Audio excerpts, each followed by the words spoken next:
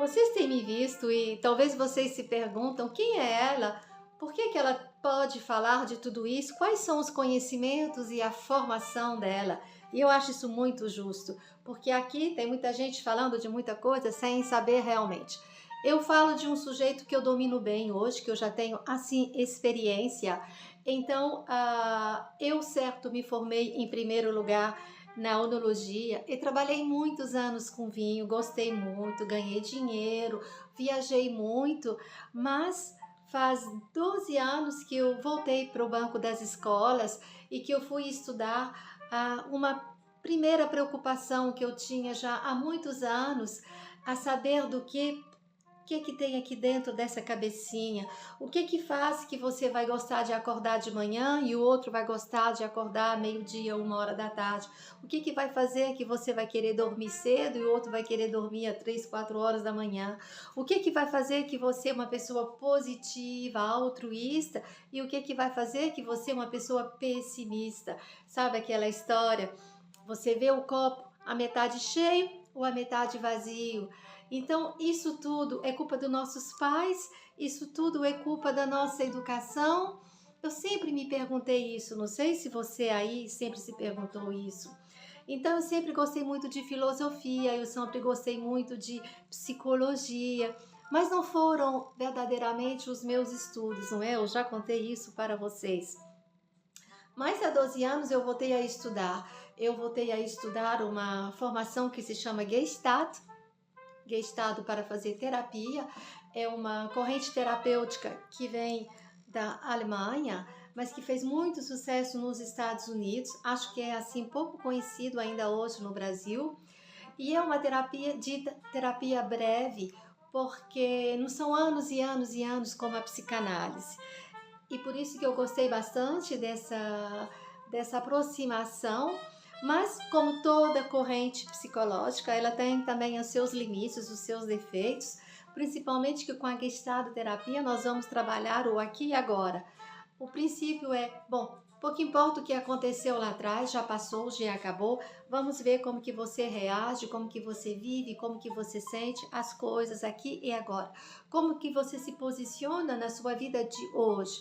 Ótimo, isso é muito bom para quem já fez psicologia antes, para quem já fez análise antes, para quem já leu muito, por uma pessoa que conhece filosofia. Mas para uma pessoa que tem ansiedade, que nunca teve uma possibilidade de fazer uma terapia, a Gestalt terapia não é assim muito adaptada. Aí eu fui a melhorando, eu estudei hipnose, eu estudei neurociências na Universidade de Rennes. Atenção, a formação de Gestalt terapeuta dura 3 anos. Então, assim, uma formação certificante, eu atendo, eu recebo pacientes no meu consultório aqui na minha casa, e aí eu quis melhorar essa técnica, eu quis trabalhar diferentemente, eu quis ajudar muitas pessoas ao mesmo tempo, e aí eu me formei em hipnose, que ajuda muito, porque quando você está na transe hipnótica, você larga as suas amarras, é como quando um barco que está preso dentro do porto e quando ele tira a âncora, ele pode navegar. E com a hipnose é como tirar a sua âncora e você pode navegar dentro do seu intelecto, dentro da sua cabeça, dentro da sua alma, para poder explicar o que você sente, não somente o que você lembra. Aliás, o que você lembra nem não é muito importante. Existem várias correntes psicológicas que dizem que tudo que nós somos foi feito até a idade de 7 anos. E até a idade de 7 anos, quem que nós encontramos? Em primeiro lugar, os nossos pais, os nossos professores na escola, professores de música, professores de língua, a família, os padrinhos, as madrinhas. Então, todo esse povinho que a gente frequenta até os nossos 7 anos são responsáveis realmente do que nós somos? Não é bem assim. Não são só os nossos pais e os nossos familiares que são responsáveis do que nós somos, das nossas alegrias, das nossas tristezas, dos nossos traumatismos. É claro que se alguém te bateu, te estrupou, ele é culpado. Mas na vida cotidiana, tudo que uma criança vê, tudo que uma criança escuta, Não é forçosamente culpa de ninguém se isso a traumatiza, porque se você pega duas crianças, mesmo na mesma casa, dois irmãos gêmeos, que vão escutar a mesma coisa da mesma pessoa da mesma maneira, quando crescerem não vão interpretar isso da mesma forma, não vão sofrerem da mesma forma. Quando uma mãe pega um boletim de escola de uma criança que fala, ó, você poderia ter feito melhor, essa criança pode dizer, bom, para minha mãe eu nunca estou bom, então eu nunca vou ser bom, e ser uma pessoa que não tem confiança nela. Uma outra criança pode falar, minha mãe tem razão, eu tenho capacidade de fazer melhor, eu vou estudar mais, eu vou correr atrás, eu vou ficar melhor. Então, assim, tudo que você escuta não depende somente do que você escutou, depende da maneira que você dá significado para o que você escutou. E aí vem uma coisa muito interessante, é que hoje, quando nós somos adultos e que nós sofremos, o que é legal a trabalhar é fazer a ressignificação do que você significou já lá no seu passado. É você não somente se lembrar, mas de você entender por que o seu comportamento de hoje pegou a primeira gota lá atrás. Quando um copo derrama, quando você explode e que você fala, foi a gota de água que fez o debordamento do vaso, não é também bem assim.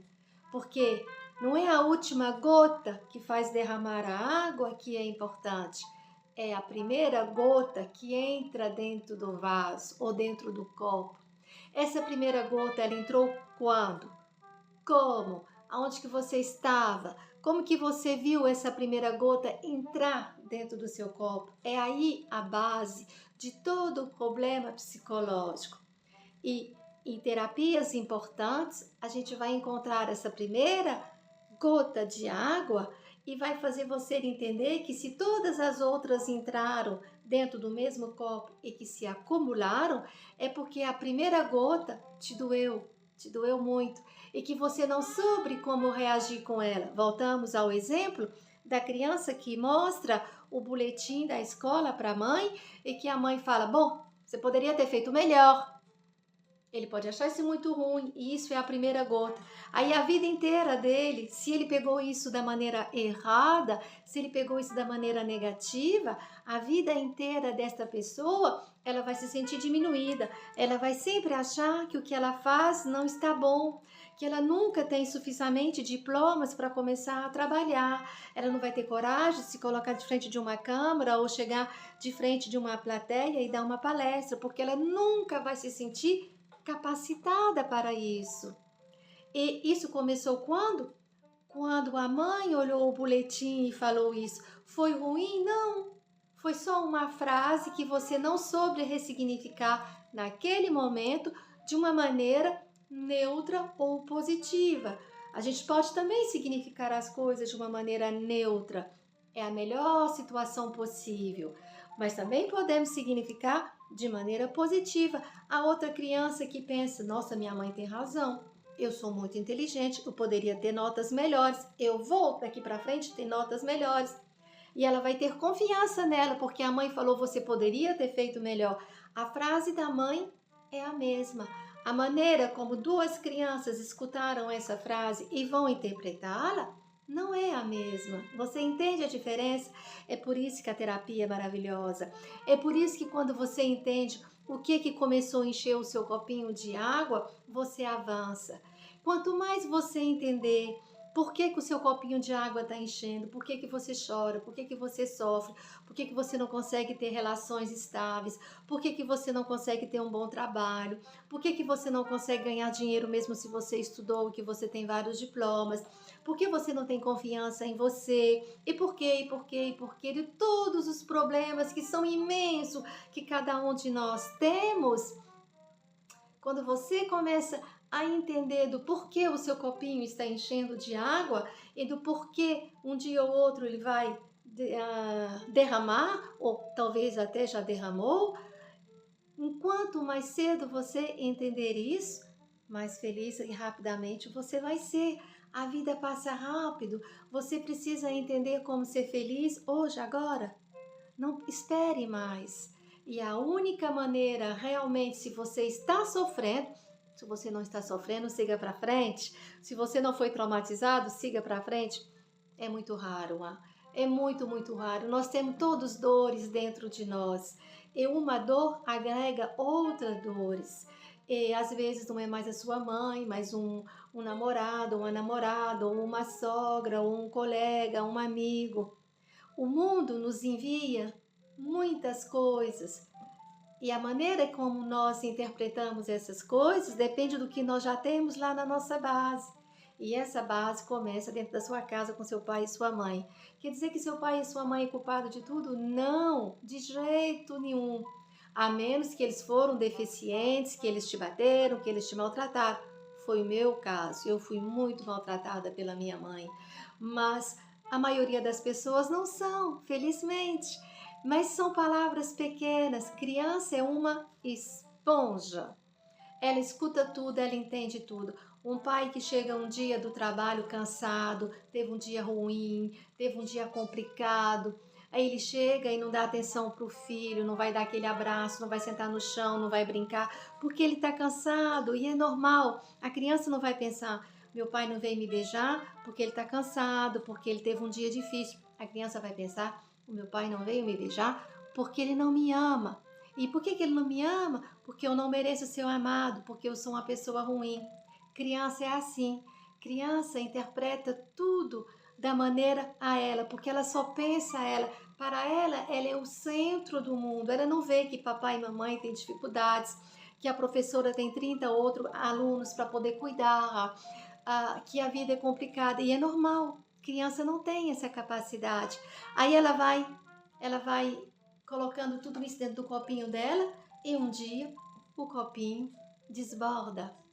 Você quer uma ajuda para poder não desbordar o seu copinho? Eu vou começar a fazer live a partir do dia 2, 3 de agosto. Eu vou colocar aqui o endereço, vou te dar um rendezvous, uma hora marcada e nós vamos conversar. Você vai poder se conectar aí no Brasil e falar diretamente comigo. Fiquem atentos, eu vou te explicar tudo como vai funcionar. E estou já muito feliz com essa ideia de poder conversar com cada um de vocês e responder as perguntas que vocês me farão. Muito obrigada, tchau e até breve.